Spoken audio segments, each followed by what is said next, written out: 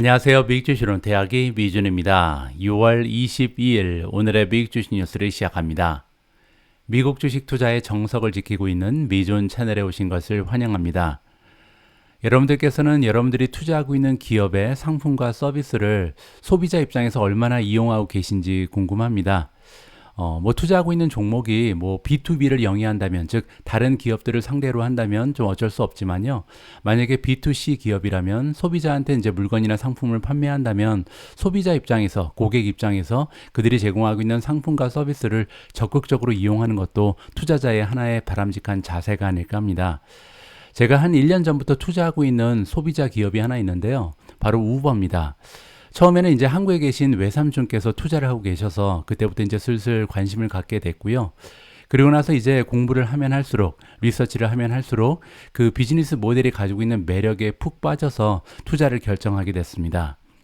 사실 우버는요, 일종의 택시 회사죠. 근데 이제 전통적인 방식의 택시 회사를 생각하면 일단 수많은 자동차를 확보를 해야 되잖아요.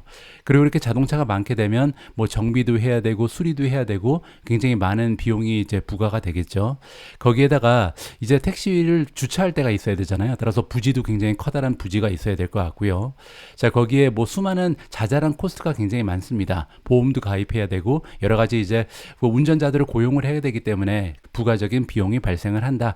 이렇게 우리가 생각을 해볼 수가 있거든요. 복지를 제공을 해야 되니까요. 자, 그런데 우버는요, 이 모든 비용을 다 빼버렸습니다. 그냥 플랫폼 하나 만들어 놓고 운전자를 초대하고요, 소비자를 초대해서 그냥 만남의 장을 제공한 거죠. 이런 걸 우리가 이제 플랫폼 기업이라고 부르잖아요. 플랫폼 기업 중에서 가장 좀 스마트한 그런 모델을 개발한 게 우버가 아닐까 합니다. 자, 그런데 플랫폼 기업은요, 한 가지 장점이 있습니다. 확장성이 굉장히 크거든요. 우버도 마찬가지죠. 처음에는 이제 택시랑 비슷한 구조를 가지고 있었죠. 차량 공유 서비스를 제공하고 있었는데 나중에는 이게 식료품 배달 서비스, 그리고 담배도 배달해주고 술도 배달해주고 이제 그 음식 배달 서비스가 굉장히 커다란 이런 부분을 차지하고 있습니다. 그만큼 이제 다양한 상품과 서비스를 개발할 가능성이 많다. 이렇게 우리가 기대를 해볼 수가 있는데요. 최근 들어서는 우버가요, 이 여행 상품도 활발하게 판매를 하고 있습니다. 잠깐 화면을 보여드리면요. 저는 개인적으로 우버에 투자를 진행하면서 이제 우버의 소비자 입장에서도요, 고객 입장에서도 굉장히 활발하게 활동을 하고 있습니다. 프로모션 이메일이 굉장히 많이 옵니다. 하루에 한두 개씩 오는 정도거든요. 그래도 이제 스팸 처리하지 않고 계속해서 그들이 보내는 프로모션을 읽고 이용을 하고 있습니다. 몇 가지 보여드리면요. 월요일마다 과일하고 채소를 50% 할인하는 식료품 배달 서비스를 진행하고 있고요. 그리고 이제 파파존즈 피자도 30% 할인해 줄 테니까 지금 당장 오더해라. 이런 식으로 꼬시고 있죠. 그리고 이추라는 재패니스 레스토랑 25% 할인해 주겠다. 그 밖에도 앞으로 5개 정도 오더는 무조건 우리가 20% 할인해 준다. 굉장히 적극적이죠. 여기 보시면 럭비 월드컵 티켓도 걸어놓고 지금 프로모션을 진행하는 것을 살펴볼 수가 있습니다.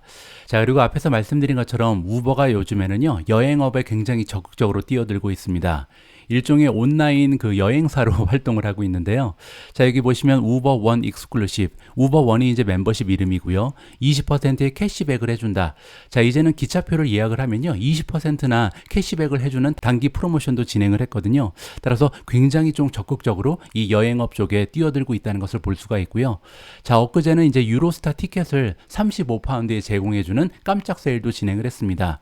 유로스타 티켓은요, 보통 이제 파리 가는 거는 200파운드 가까이 되고요. 벨기에 같은 경우도 100파운드가 넘어가거든요. 따라서 35파운드에 이런 티켓을 제공한다는 것은 엄청나게 공격적인 세일입니다.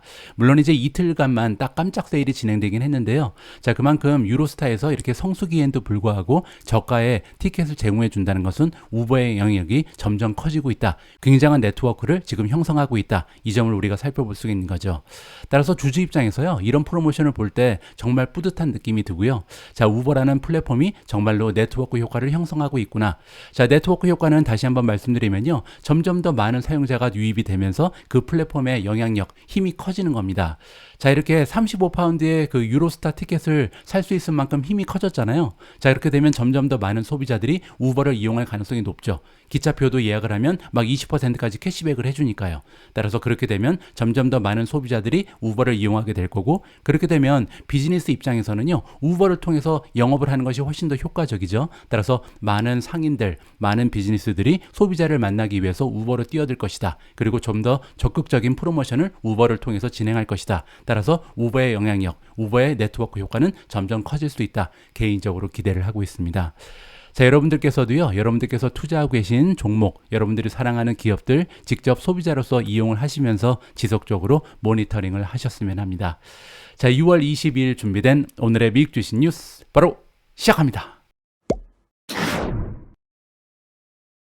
어제 미국 증시는 많이 떨어졌습니다. 다우존스가 0.3% 떨어졌고요. S&P 500은 마이너스 0.52, 나스닥이 가장 좋지 않았는데요. 1.21% 급락하는 모습을 보여줬습니다. 자, 어제 가장 많이 떨어진 종목들의 이름을 살펴보면요. 펠로톤이 마이너스 8.23, 로블록스 마이너스 7.59, 팔란티어 마이너스 7.28, 조비 에비에이션이 마이너스 6.16, UiPath가 6.12% 떨어졌고요. 그 밖에도 AMD가 마이너스 5.73, 테슬라 마이너스 5.46, 크라우드 스트라이크 마이너스 5.41, 줌 마이너스 5.14% 떨어지면서 하락 추세를 주도했다. 이렇게 볼 수가 있습니다. 자, 어제 미국 증시가 이렇게 나스닥 중심으로 하락 추세를 보이는 가운데 이 추세를 이겨낸 종목들의 이름을 좀 보면 좋을 것 같습니다. 리오토는 2.73%나 상승했고요. 디오도 최근에 분위기가 좋죠. 2.12% 올라갔습니다. 코인베이스가 플러스 1.77, 오픈도 플러스 1.63, 우버 플러스 1.16, 메르카도 리브레가 1.1% 올라갔고요. 더 트레이드 데스크 플러스 1.03, SQM이 플러스 0.83, 에어비앤비 0.80% 올라가면서 하락 추세를 이겨낸 성장주의 이름을 올렸습니다. 자, 메가테크 기업들은요. 8종목 모두 떨어졌습니다. 테슬라가 마이너스 5.46%로 가장 좋지 않았고요. 넷플릭스 마이너스 2.36, 구글이 마이너스 2.09, 엔비디아 마이너스 1.74, 마이크로소프트 마이너스 1.33, 메타 마이너스 0.95, 아마존 마이너스 0.76, 애플이 0.57% 떨어지면서 메가테크 기업들이 시장의 하락을 주도했다. 이렇게 정리가 가능할 것 같습니다. 자, 어제 미국 증시, 특히 이제 나스닥이 많이 떨어진 이유는 뭐였냐면요. 연준 의장의 한마디 때문이었습니다. 자, 과연 제롬 파월 의장이 어떤 얘기를 했길래 증시가 이렇게 떨어졌는지 그의 이야기를 좀 들어보면 좋을 것 같은데요. 바로 이 부분이 문제가 됐습니다. The level to which we raise rates is a separate question from the speed at which we move. 자, 굉장히 중요한 얘기가 나왔는데요. 자, 두 가지가 separate question. 자, 이게 뭐냐면 별개의 문제라고 얘기합니다. 자, 뭐랑 뭐가 별개냐면요. 첫 번째는 레벨이죠. 따라서 기준금리를 어디까지 올리는가. 레벨은 이제 정도를 얘기하는 거잖아요. 자, 이게 첫 번째고 두 번째는 스피드입니다. 얼마나 빠르게 올릴 것인가. 따라서 이 스피드랑 정도는 두 개의 별개의 문제다. 혼동하지 말라. 이렇게 얘기하는 거잖아요. 자, 이게 무슨 얘기냐면 6월 달에 FOMC 미팅이 끝나고 나서 기준금리의 상승을 멈췄습니다. 동결을 했잖아요. 따라서 시장에서는 이제 더 이상 기준금리가 많이 올라가지 않겠구나 이렇게 기대를 하고 있는 거죠. 자, 그런데 제롬 파월 의장이 어저께 얘기하기를 하나는 스피드고 하나는 정도인데 이 두 가지는 별개다. 혼동하지 말라. 착각하지 말라. 이렇게 얘기한 겁니다. 자, 이거를 쉽게 얘기하면요. 스피드는 줄이겠다. 따라서 앞으로는 천천히 올리겠다. 하지만 이 정도랑은 다르다. 그 얘기는요. 꾸준히 올라갈 가능성이 있다. 이렇게 부정적인 얘기를 한 겁니다. 자, make sense다. 합리적이라고 얘기합니다. 뭐가 합리적이냐면요. 앞으로는 조금 더 모더리트 페이스니까 조금 천천히 올리겠다라고 얘기합니다. 자, 지금까지 과거 12개월 동안은 쉬지 않고 계속해서 기준금리를 올려왔는데 너무나 빨리 올려왔고요. 지금부터는 스피드를 줄이겠다. 하지만 앞에서 얘기한 것처럼 레벨은 계속해서 올라갈 가능성이 높다는 거죠. 따라서 너무나 빨리 기준금리의 인하 뭐 이런 거를 생각하면 안 된다. 이렇게 시장에 경고의 메시지를 남겼다라고 정리가 가능합니다. 자, 그 밖에 어떤 얘기 또 했냐면요. 여기 보시는 것처럼 레이버 마켓이 너무나 강력하다. 타이트하다. 따라서 소프트닝 부드럽게 만들 필요가 있다. 이 얘기는요. 많은 사람들이 계속해서 해고를 당해야 된다. 이렇게 해석이 가능합니다. 자, 왜냐하면 페드가 가지고 있는 2%의 인플레이션 골 목표가 있잖아요. 자, 여기에 가깝게 가기 위해서는 고용시장을 좀 죽여야 된다는 얘기를 다시 한번 했습니다. 따라서 앞으로도 고용시장을 죽이기 위해서 많은 노력을 하겠다. 굉장히 안 좋은 얘기를 한 거고요. 자, 그리고 미국의 인플레이션을 2%까지 떨어지는 것이 우리의 목표다라는 얘기를 다시 한번 했습니다. 우리의 골은 변하지 않는다. 자, 그리고 한 가지 굉장히 중요한 얘기를 했는데요. 러시아와 우크라이나의 전쟁 상황 때문에 굉장히 좀 세계 경제가 어렵잖아요. 자, 그럼에도 불구하고 이 2%의 목표는 바꾸지 않을 것이다라고 얘기합니다. 따라서 앞으로 페드에서 지금 얘기한 걸 정리해 보면요. 그들이 가지고 있는 인플레이션의 목표는 2%다. 변하지 않는다. 계속해서 우리는 2%가 달성될 때까지 계속해서 금리를 올리겠다라고 얘기한 거고요. 하지만 천천히 올리겠다. 따라서 이 스피드랑 정도를 혼동하지 말라. 이렇게 부정적인 이야기로 마무리가 됩니다. 자, 이렇게 미국의 연준 의장 덕분에 주가는 하락 추세를 보여줬는데요. 자, 그 와중에 테크니컬 분석을 했더니 미국 증시가 계속해서 올라갈 수 있다. 이렇게 주장하고 있는 투자 기관이 있습니다. 바로 뱅크 오브 아메리카고요. 뱅크 오브 아메리카가 기술적인 분석을 해보니까 S&P 500이 4,500을 넘어갈 것으로 분석이 된다. 이렇게 지금 발표를 한 사항입니다. 자, 구체적인 내용을 잠깐 살펴보시죠. 자, 뱅크 오브 아메리카의 글로벌 리서치 팀에서 강조를 해주고 있다. 포텐셜이 보인다라고 얘기하는데요. S&P 500이 지금까지도 많이 달려왔지만 추가적인 상승을 보일 가능성이 높다라고 얘기합니다. 자, 그 이유를 설명해주고 있는데요. 테크니컬 서포트 그리고 리지스턴스 레벨이 나옵니다. 서포트라는 것은 지지선을 얘기하는 거고요. 리지스턴스는 이제 저항선을 얘기하는 거죠. 자, 이렇게 기술적인 분석을 해봤더니 S&P 500이 추가적으로 올라갈 가능성이 굉장히 높다. 이렇게 지금 주장을 하고 있는 거죠. 자, SPX, S&P 500을 얘기하는 거고요. S&P 500이 6월 초에 4,200을 넘어섰다. 뚫고 나갔다는 거죠. 자, 그러면서 브레이크아웃을 보이고 있다. 4개월간 형성되고 있었던 굉장히 긍정적인 컵앤핸들이라는 패턴이 형성됐었는데 이 패턴을 보인 이후에 주가가 치솟고 있다. 이렇게 설명을 해주고 있습니다. 자, 컵앤핸들은 뭐냐면요. 일단 컵은 이렇게 U자형이죠. U자형이 발생된 다음에 그리고 나서 핸들이라는 것은 주가가 소폭으로 하락하는 걸 얘기합니다. 그러면서 이제 손잡이가 생기는 거죠. 자, 이렇게 주가가 U자를 보인 다음에 소폭으로 하락하는 추세를 보이면서 핸들이 형성되면요. 그 다음에는 보통 주가가 상승하는 경향이 있습니다. 기술적인 분석을 하면 그렇게 나온다는 거죠. 자, 실제로 잠깐 보여드리면요. 자, 이 부분입니다. 여기에 지금 미국 증시에 U자형 컵이 형성이 됐고요. 그리고 나서 약간 하락을 했거든요. 따라서 컵앤핸들이 형성이 됐고 그리고 나서 이제 치솟는 모습을 보이고 있다. 이렇게 기술적인 분석의 내용을 설명을 해주고 있는 겁니다. 자, 그렇기 때문에 이러한 현상이 발견되고 나서 52주 최고점이 지금 돌파가 된 거죠. 2022년 8월 달에 4,325가 52주 최고점이었는데 그걸 뚫고 나갈 수 있었다. 이렇게 기술적인 분석을 해주고 있습니다. 자, 그리고 나서 우리가 보기에는 앞으로 4,500도 뚫을 가능성이 굉장히 높다라고 봅니다. 자, 그래서 새로운 컵앤핸들이 형성이 되면서 4,580까지는 진출할 수 있을 것이다. 이렇게 보고 있는 거고요. 자, 그리고 나서 프라이어 리지스턴스가 나옵니다. 프라이어 리지스턴스는 이제 막고 있는 걸 얘기하죠. 저항선을 얘기하는데 그 전에 주가가 올라가는 것을 막고 있었던 저항선이 있었는데 이게 한번 뚫리게 되면요. 저항선이 이제는 이제 지지선이 됩니다. 따라서 여기 보시는 것처럼 전에는 저항선으로 활동하고 있었던 이 주가 4,325에서 4,300 그리고 하나가 더 있는데요. 4,200에서 4,166 사이에 이제 원래는 저항선이 있었는데 이 저항선이 한번 뚫렸기 때문에 이번에는 서포트 지지선으로 활약을 할 것이다. 그 얘기는요. 당분간 이제 미국 증시가 하락하기가 어렵다는 거죠. 왜냐하면 지지선이 강력하게 형성이 돼 있기 때문이다. 이렇게 설명을 해주고 있습니다. 다음으로 준비된 기사는 테슬라 관련된 소식이고요. 어제 미국 증시에서 테슬라의 주가가 많이 떨어졌습니다.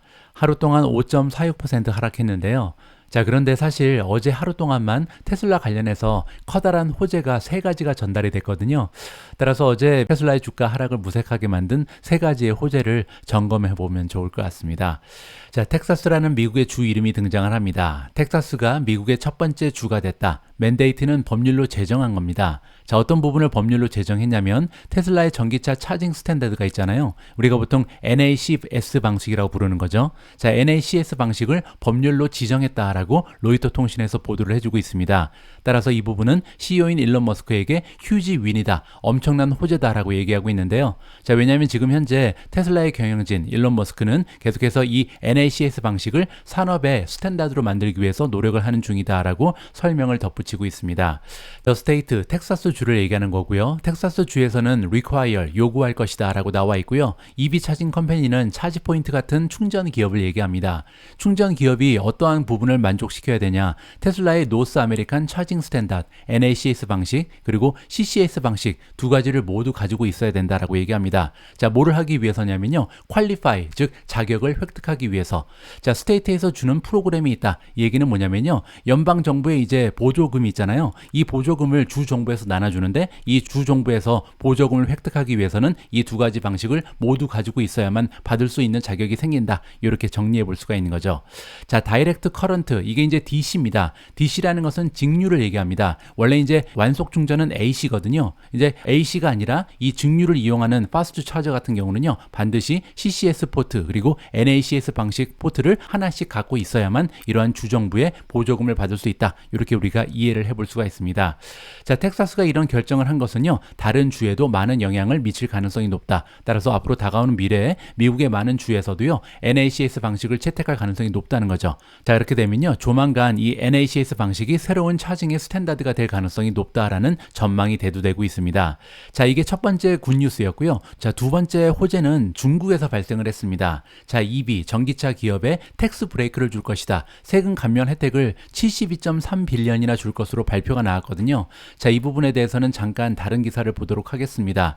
72빌리언, 720억 달러나 되는 텍스 브레이크를 중국에서 제공한다라고 나와 있고요. 자, 구체적인 내용을 보시면 중국에서 이그젬트 한다. 이그젬트는 이제 탕감해 준다는 겁니다. NEV가 이제 전기차를 얘기하는 거고요. 전기차를 살 때 이제 텍스를 내는데 이 텍스를 2024년 그리고 2025년 2년에 걸쳐서는요, 아예 내지 않아도 된다. 그 얘기는요, 전기차의 가격이 최소한 4,000달러 이상 저렴하게 떨어진다. 이렇게 우리가 이해를 해볼 수가 있습니다. 자, 그뿐만이 아니고요. 2026년 그리고 2027년 그리고 나서 2년은요, 하프니까 이 세금을 반을 탕감해 준다고 합니다. 따라서 처음에 2024년, 2025년은 아예 세금이 없고요. 그리고 향후 2년 동안 2026년, 2027년까지는 반만 50%만 내면 된다. 따라서 전기차 기업 입장에서는 엄청나게 커다란 그런 호재가 발생을 한 거죠. 자, 밑에 내려가서 좀 보시면요. 그래서 어제 니오 같은 기업이 이제 3.5% 급등했다. 자, 그럼에도 불구하고 테슬라 혼자 떨어진 거죠. 굉장한 호재가 어제 중국 쪽에서 보도가 됐다. 이렇게 우리가 살펴볼 수가 있고요.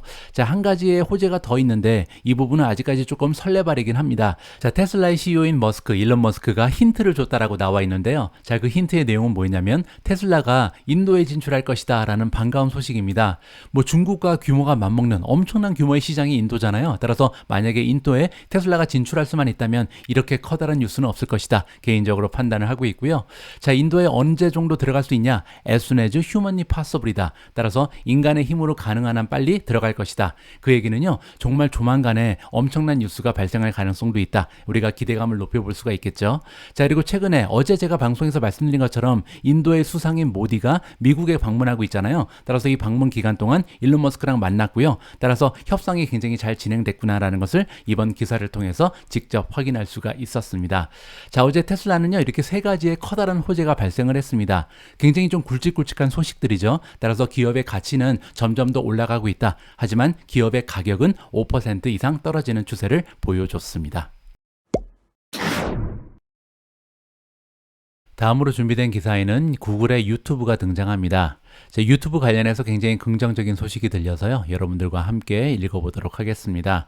자, 유튜브의 첫 번째 공식적인 쇼핑 채널이 드디어 런칭된다. 그것도 대한민국에서 런칭된다는 굉장히 반가운 소식이고요. 자, 유튜브가 런칭할 것이다. 첫 번째 공식적인 쇼핑 채널. 쇼핑 채널 이제 라이브 커머스라고 써 있는데요. 한국에서는 보통 홈쇼핑이라고 부르죠. 홈쇼핑 채널을 드디어 유튜브를 통해서 방송한다. 이렇게 보시면 되고요. 자, 이러한 소식을 전해주는 기관은 연합뉴스다라고 나와 있습니다. 그래서 제가 연합뉴스를 좀 찾아봤습니다. 한번 읽어보시죠. 유튜브의 첫 공식 쇼핑 채널을 한국에서 연다. 30일 날 개설하니까 얼마 안 남았죠. 이번 달에 말부터 개설이 되는 것으로 나와 있고요. 자, 유튜브가 오늘 30일 한국어판에 쇼핑 채널을 개설한다. 유튜브가 공식으로 쇼핑 채널을 운영하는 대상 국가는 한국이 처음이다. 유튜브 쇼핑 채널에는 삼성전자, LG전자, 베스킨라빈스, 던킨도너스, 데코르테, 퓨마 등 30개 브랜드가 참여해 라이브 커머스를 진행할 예정이다. 당초에는 90일 프로젝트로 계획했으나 장기 운영될 가능성도 있다. 유튜브가 지난해 말 쇼핑 탭을 공식적으로 오픈한 이후 지금까지는 크리에이터들이나 기업들이 자신들의 개별 유튜브 채널에서 라이브 쇼핑을 진행해왔다. 영상에 제품을 태그하거나 영상 하단에 제품 링크를 넣는 방식이었다. 이제는 유튜브의 공식 쇼핑 채널이 생김에 따라 해당 채널에서 라이브 커머스를 진행할 수 있게 된다라고 연합뉴스에서 자세하게 보도를 해주고 있습니다. 자, 지난 4월 25일 있었던 어닝콜에서요, 칩 비즈니스 오피서인 필립 신들러가 이런 얘기를 한 적이 있습니다. 자, 유튜브의 성장을 지원하기 위해서, 계속해서 보조하기 위해서 롱텀 에포트, 앞으로 이제 장기적으로 계속 노력을 할 텐데 어떤 노력을 하냐면요, 유튜브를 계속 쇼퍼블로 바꿀 것이다. 자, 그 얘기는요, 단순히 정보만 제공하는 것이 아니라 유튜브가 드디어 쇼핑의 툴을 가진 쇼핑 채널로 거듭난다. 쇼핑을 가진 플랫폼으로 거듭난다. 이렇게 우리가 이해를 해볼 수가 있는 거죠. 따라서 앞으로는 좀 더 다양한 상품을 유튜브를 통해서 판매하는 경로가 확대될 것이다. 이렇게 우리가 예상을 해볼 수가 있습니다. 자, 하지만 아직은 슈퍼 얼리 데이즈다. 이 얘기는요, 이제 걸음마를 뛰고 있다. 아직 시작 단계에 불과하다. 이렇게 얘기하는 거죠. 자, 작년부터 시작이 된 것 같은데요. 자, 우리가 쇼핑을 좀 더 많은 크리에이터들 그리고 브랜드에 연결시켜주고 있다. 자, 파트너십을 누구랑 결성하고 있냐면요, 커머스 플랫폼, 뭐 예를 들어서 쇼피파이 같은 기업들이 있죠. 자, 이런 커머스 플랫폼과 크리에이터들을 연결시키기 시작한다. 이렇게 볼 수가 있는 거고요. 자, 그래서 지금 현재로서도 이미 10만 명이 넘는 크리에이터들, 아티스트들 그리고 브랜드들이요, 연결이 돼 있다. 그들의 자신이 운영하고 있는 스토어랑 연결이 돼 있는 상황이다라고 얘기합니다. 자, 그러면서 점점 더 많은 크리에이터들이 유튜브 채널을 통해서 그들의 상품을 판매하고 있다. 앞으로도 이쪽의 포텐셜이 엄청나다라고 마무리가 가능합니다. 저 역시도 한 사람의 유튜버 입장에서 많은 관심을 가지고 모니터링을 하고 있는 부분입니다. 저도 이제 여러 가지 이제 유튜브 채널에 방문하면서 서핑을 하다 보면요, 뭐 각종 온라인 쇼핑을 개설해 놓고 이런저런 제품을 판매하고 있는 그런 유튜버 분들을 만나볼 수가 있는데요. 제가 생각할 때 진행하고 있는 유튜브 채널과 이 쇼핑몰의 성격이 좀 맞아 떨어질 필요가 있다라고 생각을 합니다. 뭐 그래서 아직까지는 뭐 쇼핑몰까지 진행할 그런 의도는 없는데요. 뭐 다가오는 미래에는 적절한 상품이, 뭐 미준을 대표할 만한 그런 상품이 등장한다면 여러분들께 홍보를 할 수 있는 기회도 마련해 보겠습니다. 다음으로 준비된 기사에는 구글 그리고 마이크로소프트가 등장합니다. 구글이요, 마이크로소프트를 고발했다라는 기사 내용이거든요. 굉장히 흥미진진한 그런 내용이 들어있습니다. 자, 구글에서 이번에 보도되기를 어큐즈했다, 고발장을 제출했다. 자, 마이크로소프트를 고발했는데요. 그 이유가 뭐냐면 안티 컴페터티브 프랙티스입니다. 자, 이 얘기는 반독점 규정에 이제 위배되는 행동을 마이크로소프트가 했다라고 얘기하고 있고요. 자, 어디에서 그랬냐면 도메스틱 클라우딩 컴퓨팅 마켓이니까, 자, 클라우드 시장, 미국의 클라우드 시장에서 마이크로소프트가 독점을 하고 있다. 뭐 이런 식으로 지금 얘기를 하고 있는 거죠. 자, 컴플레인을 파일했다, 고발장을 제출했다는 거죠. 자, 미국의 페더럴 트레이드 커미션, 우리가 줄여서 FTC라고 부르는 미국의 공정거래위원회입니다. 자, 미국의 공정거래위원회에 고발장을 제출하면서 그 내용을 살펴보시면요, 구글이 이야기하기를 마이크로소프트가 이용하고 있다. 자, 어떤 부분을 이용하고 있냐면요, 라이센싱 텀즈 온 오피스 365가 나옵니다. 자, 오피스 365는요, 워드, 엑셀, 파워포인트가 들어가 있는 구동 모델의 비즈니스죠. 자, 오피스 365를 사용하지 않는 기업이 거의 없겠죠. 자, 그런데 이런 위치를 활용을 해서 애저의 비즈니스를 끌어들이고 있다. 지금 그렇게 얘기하고 있는 겁니다. 따라서 두 가지의 상품을 뭐 연계해서 판매한다. 뭐 이런 식으로 우리가 의역을 해볼 수가 있겠죠. 따라서 이제 구글이 얘기하기를 이거는 이제 독점이다. 왜냐면 오피스 365가 독점이기 때문에 이 독점의 힘을 활용을 해서 애저까지 판매한다. 이렇게 컴플레인을 하고 있는 거죠. 자, 클라우드 컴퓨팅 인더스트리 산업의 시장을 살펴보면요, 도미네이트, 지금 독과점이 형성돼 있다라고 나와 있는데요. 세 개의 기업이 과점을 형성하고 있다. 자, 아마존, 마이크로소프트 그리고 구글, 이렇게 세 개의 기업이요, 전체 시장의 규모의 65%를 가져가고 있는 상황이라고 나와 있습니다. 자, 지금 화면에 나와 있는 그림은요, 2023년 1분기를 기준으로 했을 때 전 세계 클라우드 시장의 시장 점유율 랭킹을 보고 계십니다. 자, 아직까지는 이제 아마존 AWS가 독보적인 모습을 보이고 있죠. 32%를 꾸준하게 유지하고 있고요. 애저가 23%까지 올라갔습니다. 자, 구글을 보시면요, 항상 이제 8, 9%에서 머물렀었는데 드디어 10%까지 올려놓은 상황이고요. 자, 알리바바가 4%, IBM 클라우드가 3%, 셀즈포스가 3% 정도를 기록하고 있습니다. 따라서 빅3라고 부르는 AWS, 애저, 구글이 거의 독과점을 하고 있다. 이렇게 우리가 정리를 해볼 수가 있죠. 자, 그런데 여기에서요, 한 가지의 그래프를 더 보여드리고 싶은데 바로 이 시장 점유율의 확대 추세입니다. 자, 보시는 것처럼 아마존 같은 경우는요, 계속해서 32%, 33% 정도를 꾸준하게 유지하고 있고요. 자, 반면 마이크로소프트는요, 원래 이제 한 13% 정도밖에 되지 않았는데 지금 현재는 20%를 훌쩍 넘는 25% 가까운 점유율을 가져가고 있습니다. 구글도 마찬가지죠. 원래는 이제 한 6% 정도에 머물렀던 점유율이 드디어 10%를 넘어가고 있고요. 따라서 마이크로소프트 그리고 구글이 클라우드 쪽에 굉장히 좋은 추세를 보이고 있다. 이렇게 살펴볼 수가 있는데요. 자, 여기에서 제가 지금 현재 가장 많은 관심을 가지고 지켜보는 부분은 뭐냐면, 마이크로소프트는 챗GPT가 있고요, 구글은 바드가 있습니다. 따라서 앞으로 인공지능 시대가 가속화되면서 이 두 기업이 클라우드의 점유율을 높일 가능성이 굉장히 높아 보입니다. 왜냐하면 방금 전에 이제 바로 앞에서는 구글이 이제 마이크로소프트가 그들이 가지고 있는 그 오피스 365의 영향력을 이용을 해서 클라우드를 판매한다, 뭐 이런 식으로 컴플레인을 했잖아요. 자, 그런데 두 기업 모두 사실 인공지능 쪽에 굉장히 앞서 나가고 있기 때문에 인공지능을 판매하면서 클라우드의 영업을 활성화할 가능성이 굉장히 높아 보입니다. 따라서 이 부분은 아마존 입장에서는 굉장히 커다란 악재가 될 수도 있다, 개인적으로 판단을 하고요. 앞으로 이제 지속적으로 매 분기마다 이 세 기업들의 시장 점유율이 어떠한 모습을 보이는지 굉장히 좀 관심을 가지고 모니터링을 할 필요가 있다, 개인적으로 판단을 하고 있습니다. 바로 앞에 기사를 읽어드리면서 제가 앞으로는 글로벌 클라우드 시장의 지각 변동이 예상이 된다. 뭐 구글은 바드가 있고, 그리고 이제 마이크로소프트 같은 경우는 챗GPT가 있기 때문에 이 클라우드 시장의 시장 점유율을 넓힐 가능성이 굉장히 높다. 아마존의 부정적인 소식이다. 뭐 이러한 저의 개인적인 견해를 여러분들과 공유를 했습니다. 자, 그런데요, 그건 이제 장기적인 관점이고, 단기적으로는 앞으로 다가오는 한 보름 동안 아마존의 주가 흐름이 굉장히 좋을 가능성이 있다. 뱅크 오브 아메리카에서 분석 내용을 알려주고 있습니다.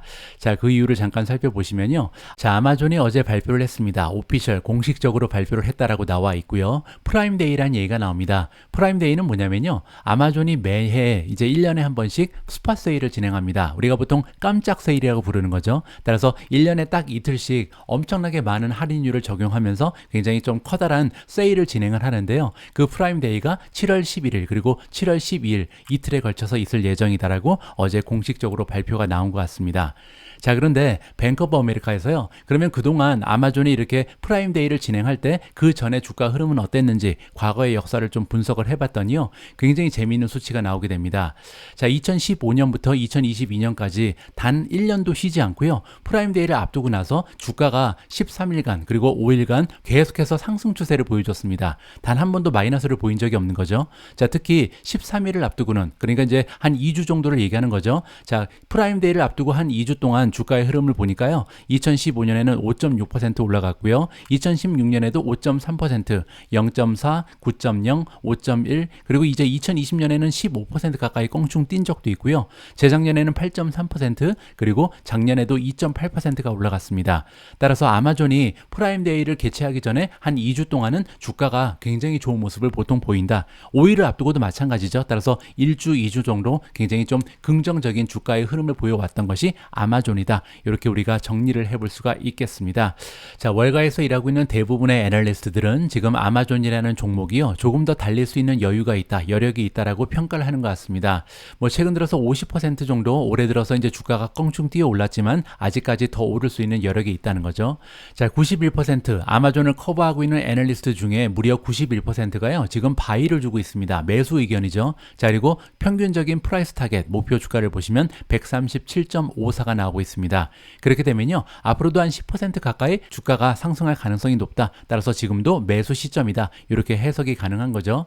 자, 특히 제프리즈라는 투자기관에서 일하고 있는 애널리스트 존 콜란 투어니는요, 자, 수요일날 어제죠, 목표 주가를 상향시켰는데요, 원래는 135를 주고 있었는데 아니다, 150까지 올라갈 수 있다. 그 얘기는요, 아마존이 다가오는 12개월 내에 주가가 20% 이상 급등할 가능성이 있다, 여력이 있다, 이렇게 평가를 해주고 있는 거죠.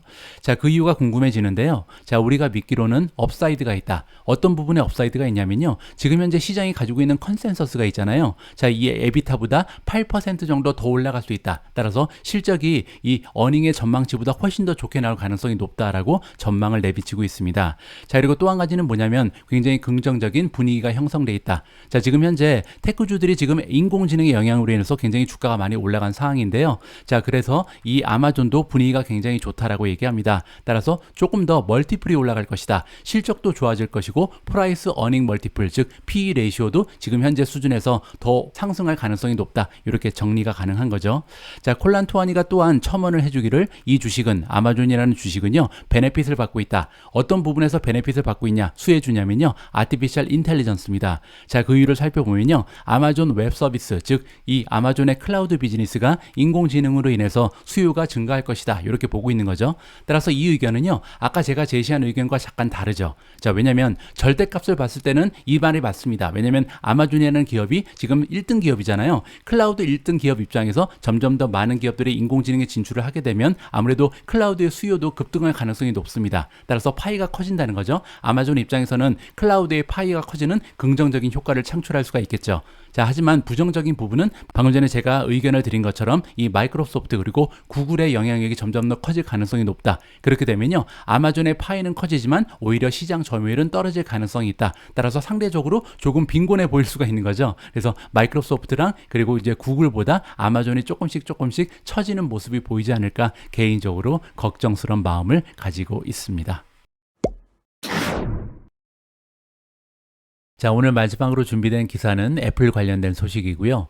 저는 이 기사를 통해서 우리가 애플이라는 기업이 얼마나 대단한 기업인지 다시 한번 확인해 볼 수 있다. 이렇게 개인적으로 판단하고 있습니다. 자, 기사의 제목을 보시면요. 애플이 롤즈아웃 한다. 롤아웃이라는 것은 이제 첫 번째로 공개한다는 거죠. 디벨로퍼들, 개발자들이 이용할 수 있는 툴을 공개를 하는데요. 자, 이 툴을 가지고 드디어 비전 프로에 들어갈 수 있는 앱을 개발한다. 비전 프로는 이제 애플이 얼마 전에 공개한 헤드셋입니다. 혼합현실 헤드셋을 이용할 수 있는 애플리케이션을 개발해라. 이렇게 툴을 제공하겠다. 이러한 기사의 내용인 것 같습니다. 자, 애플이 수요일 날 발표를 하기를 새로운 소프트웨어 그리고 개발자들을 위한 툴을 공개를 하는데요. 자, 이걸 가지고 이제 다양한 애플리케이션을 개발할 수가 있는 거고요. 그들이 최근에 출시한 비전 프로에 들어가는 앱을 만들어 달라. 이렇게 부탁하는 것 같습니다. 자, 테크 자이언트 기업인 애플이 발표를 하기를 그들의 비전 OS, 비전 프로에 들어가는 OS, 새로운 운영 체제를 얘기합니다. 자, 새로운 운영 체제를 바탕으로 한 디벨롭먼트 킷을 이번에 제공을 하게 되고요. 자, 이걸 이용을 해서 여러분들이 원하는 다양한 애플리케이션을 만들어 봐라. 꿈을 펼쳐라. 이렇게 지금 얘기하는 거죠. 그래서 스페셜 컴퓨팅 앱, 차원이 다른 이 스페셜 컴퓨팅 앱을 여러분들이 만들 수 있을 것이다 라고 이야기를 하고 있습니다. 자, 우리가 알고 있는 것처럼 애플이 이번에 출시한 비전 프로는 그 가격이 대단하죠. 3,500달러짜리 정말 고가의 장비인데요. 자, 애플이 발표하기를 내년 초가 되면 판매가 개시될 것이다. 따라서 아직도 한 6, 7개월 정도를 기다려야 살 수 있는 장비가 바로 비전 프로입니다. 자, 그런데 여기서 굉장히 재밌는 부분, 제가 애플의 저력을 확인할 수 있다 이런 말씀을 드렸잖아요. 자, 사실 아직까지 하드웨어가 출시됐을 뿐이지 판매도 하고 있지 않습니다. 그리고 이제 6개월 정도 지나면 판매한 거라고 얘기하잖아요. 자, 그런데 사실 이 안에 들어갈 소프트웨어, 애플리케이션은 아예 없는 거죠. 왜냐면 이제야 툴을 제공하잖아요. 자, 들어와서 이제 개발자들이요, 지금부터 앱을 만들고 출시해라 이렇게 지금 얘기하는 거잖아요. 이게 저는 굉장한 모습이라고 봅니다. 애플은요, 그냥 그들이 가지고 있는 기술력을 이용을 해서 하드웨어만 만들어 놓으면 전 세계에서 가장 똑똑한 인재들, 탤런트들이 와서 그 안에서 이용할 수 있는 소프트웨어와 애플리케이션을 만들어 주는 거잖아요. 따라서 애플은 애플의 자체적인 능력만으로 성장하고 있는 것이 아니다. 전 세계에서 가장 뛰어난 인재들의 도움을 받으면서 함께 성장하는 모습을 보인다. 이 점이 저는 애플이 굉장히 중요한 성장의 동력이라고 생각을 합니다. 그만큼 이제 애플이라는 기업은 플랫폼을 구축해 놓은 굉장한 네트워크 효과를 발휘하고 있다. 이렇게 우리가 이해를 해볼 수가 있는 거죠. 자, 다음 달부터 이제 애플이 드디어 오픈을 한다. 디벨로퍼들, 개발자들을 위한 랩을, 실험실을 오픈을 한다라고 나와 있습니다. 자, 이 실험실은요, 쿠퍼티노는 이제 캘리포니아에 있는 애플의 본사가 있는 지역이죠. 런던, 무니치, 상하이, 싱가포르, 도쿄 이렇게 다양한 지역에 디벨로퍼들을 위한 랩을 오픈을 합니다. 자, 그러면 엄청난 인재들이 여기 와서 이제 개발을 하게 되는 거죠. 그들이 가지고 있는 애플리케이션을 실험도 할 수 있고 새로운 앱을 개발도 할 수 있고 그리고 이제 애플의 엔지니어들과 상의도 하면서 도움도 받을 수 있다. 이렇게 지금 이해가 가능합니다. 자, 그리고 애플의 강점이 또 하나가 있는데요. 굉장히 좀 다양한 제품을 이미 개발해 왔고 많은 디벨로퍼들이 이 애플의 생태계에 들어가 있잖아요. 자, 그리고 지금까지 이용했던 이런 네트워크를 그대로 이용할 수 있다. 자, 그 얘기는요, 애플이 가지고 있는 플랫폼, 예를 들어서 아이폰이라든지 아이패드의 그런 도구들을 그대로 사용할 수 있다. 따라서 굉장히 쉽게 개발할 수 있다. 자, 이 부분 때문에 이제 6개월밖에 남지 않았지만 판매를 6개월 앞두고 이제서야 도구를 제공하고 애플리케이션을 만들어라. 이렇게 얘기할 수 있는 것 같습니다. 자, 아무튼 이번 기사를 통해서 애플의 위대함을 다시 한번 확인해 볼 수가 있었습니다. 6월 22일 보내드린 오늘의 미국 주식 뉴스는 여기까지입니다. 오늘 방송도 함께 해주셔서 감사합니다. 자, 오늘 방송 내용이 여러분들의 투자 활동에 작은아마 도움이 됐다면요, 여러분들의 소중한 좋아요, 댓글, 그리고 구독 버튼 꼭 부탁드립니다.